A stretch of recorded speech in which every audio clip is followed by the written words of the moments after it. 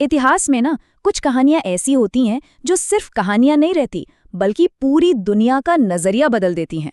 तो चलिए आज बात करते हैं एक ऐसी ही कहानी की, सिद्धार्थ गौतम के जन्म की। एक ऐसी घटना जिसने एक बिल्कुल नए दर्शन की नींव रखी। तो सवाल ये है कि आखिर एक राजकुमार के जन्म से जुड़ी भविष्यवाणी ने इतिहास का रुख बदल कैसे दिया। यही वो भविष्यवाणी थी जिसने एक राजकुमार को महलों की शानो शौकत से निकालकर एक ऐसे रास्ते पर डाल दिया जिसकी किसी ने कल्पना भी नहीं की थी। तो चलिए चलते हैं सीधे प्राचीन भारत के एक बहुत ही समृद्ध शहर कपिलवस्तु। यहाँ राज करते थे एक बहुत शक्तिशाली लेकिन अपनी प्रजा से बेहद प्यार करने वाले राजा शुद्धोधन। उनका राज्य हर तरह से खुशहाल और शांत था। और हमारी कहानी की शुरुआत बस यहीं से होती है। देखिए, राजा शुद्धोधन और रानी माया देवी के पास सब कुछ था, दौलत, शोहरत, हर तरह का सुख। पर उनके दिल में बस एक ही ख्वाहिश अधूरी थी, एक संतान की। और ये इच्छा उनके लिए और उनके पूरे राज्य के लिए सबसे बड़ी दुआ बन चुकी थी। और फिर एक रात कुछ ऐसा हुआ जिसने सब कुछ बदल दिया। रानी माया देवी ने एक बड़ा ही अनोखा, बड़ा ही कह सकते हैं गहरा सपना देखा। एक ऐसा सपना जो अपने साथ भविष्य का एक बहुत बड़ा संकेत लेकर आया था। जरा सोचिए, रानी ने सपने में क्या देखा कि एक दिव्य सफेद हाथी स्वर्ग से नीचे उतरा और सीधा उनके गर्भ में समा गया। इस सपने का मतलब साफ था, ये एक दैवीय संकेत था।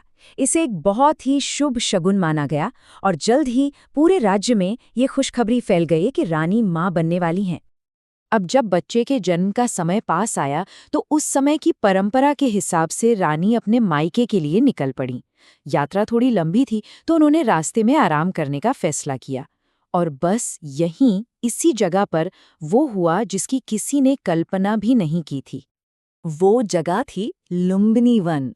सोचिए, कितना खूबसूरत, कितना शांत माहौल होगा। हरे भरे पेड़ों से घिरा हुआ एक बाग, वहीं एक शाल के पेड़ के नीचे आराम करते हुए रानी माया देवी ने एक दिव्य बालक को जन्म दिया। और कहा जाता है कि ये जन्म एकदम बिना किसी पीड़ा के और बहुत ही शांति से हुआ। और जैसे ही बच्चे ने जन्म लिया ना, मानो पूरी प्रकृति जश्न मनाने लगी हो। पंछी मीठे गीत गाने लगे, आसमान से फूलों की बारिश होने लगी और पूरे माहौल में एक अजीब सी दिव्य रोशनी फैल गई। उस वन में एक ऐसी शांति और खुशी छा गई जो इस बात का सबूत दे रही थी कि ये कोई साधारण बालक नहीं है। इस असाधारण और दिव्य बालक का नाम रखा गया सिद्धार्थ। पता है इसका मतलब क्या होता है? इसका मतलब है वो जिसने अपना मकसद, अपना लक्ष्य पा लिया हो। अब जैसे ही ये खबर फैली, जाहिर है राज्य के सबसे बड़े ज्योतिषियों को बुलाया गया। लेकिन उन्होंने जो बताया उसने राजा शुद्धोधन को खुश तो किया, पर साथ ही एक गहरे डर में भी डाल दिया।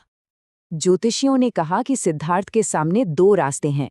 या तो वो एक महान चक्रवर्ती सम्राट बनेगा जो सारी दुनिया पर राज करेगा, या फिर वो अपना घर परिवार सब कुछ छोड़कर दुनिया का सबसे बड़ा संत बनेगा। अब एक पिता और एक राजा के लिए ये भविष्यवाणी जितनी बड़ी खुशखबरी थी, उतनी ही बड़ी चिंता भी थी। और बस ये सुनते ही राजा शुद्धोधन ने ठान लिया। उन्होंने तय किया कि वो अपने बेटे की किस्मत को यूं ही भाग्य के भरोसे नहीं छोड़ेंगे। नहीं, वो उसे खुद बनाएंगे, खुद गढ़ेंगे। तो राजा ने एक प्लान बनाया, एक ऐसा प्लान जिसका मकसद था सिद्धार्थ को दुनिया की सच्चाई से कोसों दूर रखना। पहला कदम, राजकुमार को महल की चार दीवारी से बाहर नहीं जाने दिया जाएगा। दूसरा, उसे हर तरह के सुख और ऐशो आराम से घेर दिया जाएगा। और सबसे जरूरी तीसरा कदम, उसे दुख, बीमारी और मौत जैसी चीजों के बारे में कभी पता ही नहीं लगने देना था, ताकि उसके मन में वैराग्य का ख्याल तक न आए। और पता है, राजा का ये प्लान काफी हद तक काम भी कर रहा था।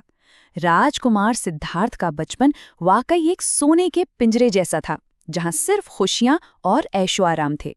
बाहर की दुनिया में क्या दुख है, क्या तकलीफ है, इस सच्चाई से वो पूरी तरह अनजान थे। लेकिन यहाँ एक बहुत बड़ा सवाल खड़ा होता है। राजा ने अपने बेटे को दुनिया के दुखों से बचाने के लिए ऊंची ऊंची दीवारें तो खड़ी कर दी, पर क्या ये दीवारें वाकई किस्मत को रोक सकती हैं? यही सवाल सिद्धार्थ की आगे की पूरी जिंदगी की कहानी तय करने वाला था।